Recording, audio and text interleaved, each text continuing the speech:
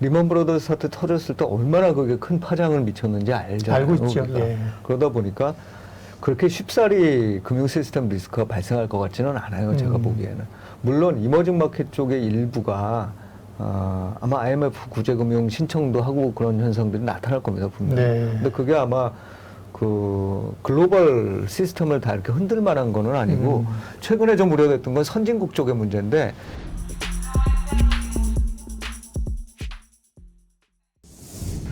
예, 여러분 안녕하십니까. 예민수의 주식 라이브쇼 시작합니다.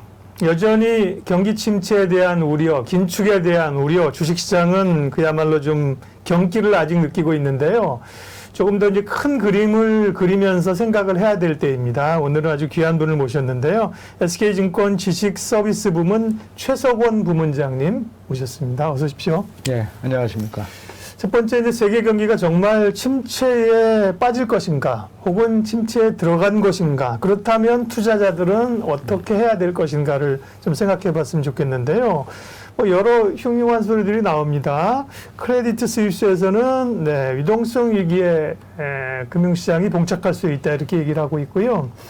제2의 리먼 사태 가깝고, 그보다 더 할 수 있다는 얘기도 있는데요. 경기 침체 정황에 대해서 어떻게 생각하세요, 고문장님은?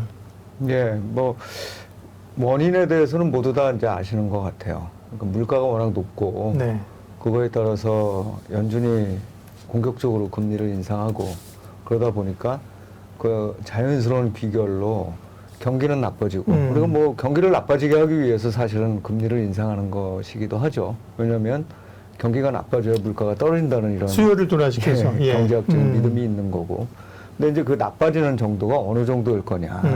그건 결국 금리 인상 속도라든지 또는 어떤 경제가 그 금리를 과연 견딜 수 있느냐 아니냐 이제 이런 부분들로 결정되지 않겠습니까? 네. 이제 사실은 어느 중앙은행이 물가 잡겠다고 경기를 망치고 완전 싶겠어요. 나락으로 가고 네. 쉽게 이제 그럴 마음을 갖고 있지는 않을 테지만 그럼에도 불구하고 사실은 지금 물가가 상당히 엄중한 상황이라는 인식들을 갖고 있기 때문에 금리 인상 속도는 시장의 기대보다는 계속 빨라졌고, 근데 더 재밌는 거는 시장의 기대보다 빨라진 거는 둘째치고 연준 스스로 본인들의 금리 인상 폭이라든지 속도를 계속 올리고 있는 상황인 거거든요. 그러니까 사실은 지난번 9월달 FOMC까지는 계속 그 과정이었었어요.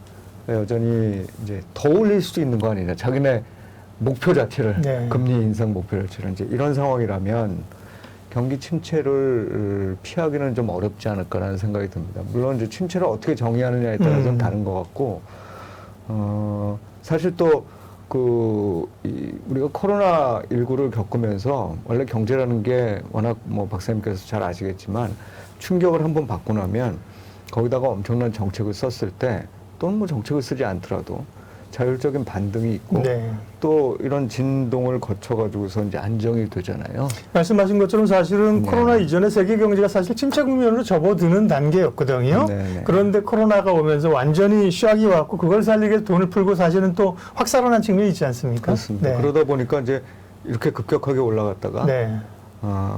올해 1분기, 2분기 정도가 미국 입장에서 본다 그러면 이 러시아 전쟁까지 터지는 바람에 그게 이제 다시 이렇게 밑으로 내려가는 네. 이제 그런 효과가 나타나고 그 효과를 제외하고 나면 사실 올해 3분기, 4분기가 성장률이 그렇게 나쁘지는 않을 거예요. 그런 의미에서 보면 1, 2분기는 기술적인 침체였고 3분기, 4분기는 그냥 어찌 보면 성장률 둔화 정도로 볼 수 있는데 제가 좀 우려하는 건 사실 지금 금리를 계속 인상하고 있잖아요. 그죠? 그리고 이제 3.25까지 올렸는데 이게 올해 말에 얼마까지 올릴 것이냐. 또 내년도에 최종 이제 올리는 그렇죠. 거 어디까지냐? 올리고 난 다음에 우리 이제 또 그 얘기도 나중에 나누겠지만 네. 그러고 난 다음에 오래 기다렸을 때 이 경제가 과연 버틸 수 있겠느냐의 문제에 봉착이 되는 거죠. 더욱더 이제 우려를 하는 건 사실은 지난 한 20여 년간에 걸쳐서 좀 짧게는 한 10년 볼까요? 그리고 걸쳐서 글로벌 금리가 굉장히 낮은 상태였어요. 예.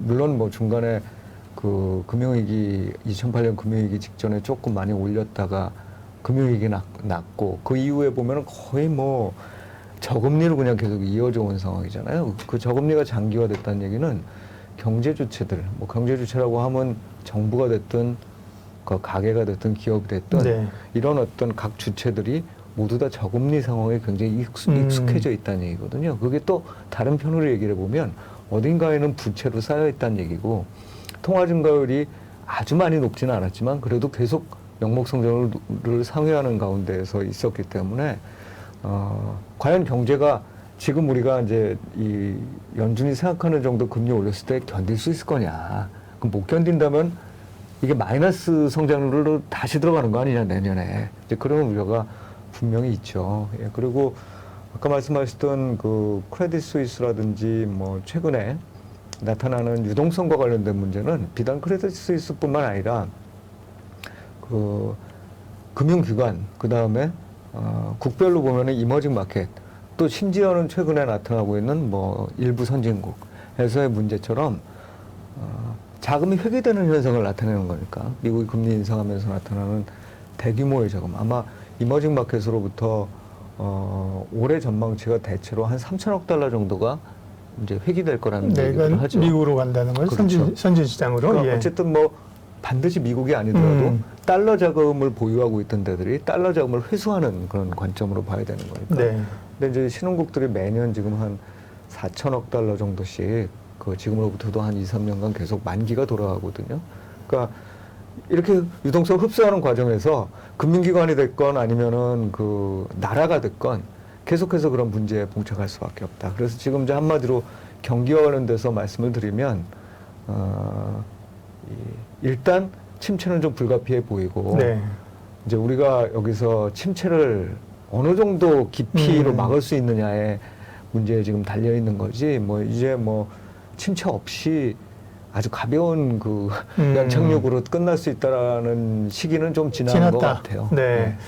경기 침체는 예, 한마디로 얘기하면 피하기 어렵다. 어떻게 보면 이미 이제 좀 가까이 와 있다는 거고요. 그러면 소위 이제 이게 사실 환율이나 이런 거 보면 우리가 정말 리먼 때 수준까지 갔기 때문에 이게 전 세계적으로 글로벌 얘기하는 겁니다. 제2의 리먼 사태로 이건 결국 시스템 리스크를 얘기하는 거잖아요. 그렇습니다. 시스템 위기까지 갈 것이냐 아니냐. 그게 이제 그 다음 질문으로 중요한 거죠. 네. 시스템 리스크와 관련해서는 분명히 뭐 리스크를 한쪽으로 안고 가고 있어요. 네. 그런데 그 누구도 시스템 리스크가 발생하길 바라지 않고 시스템 리스크에 대한 생각을 하게 되면 먼저 하게 되는 생각이 사실 먼저 그 연준의 피벗에 관련된 얘기입니다. 예. 그러니까 정책을 바꾸겠지 이렇게 생각을 하는 거고 리먼 브러더스 사태 터졌을 때 얼마나 그게 큰 파장을 미쳤는지 알잖아요. 알고 있죠. 예. 그러다 보니까 그렇게 쉽사리 금융 시스템 리스크가 발생할 것 같지는 않아요. 제가 보기에는.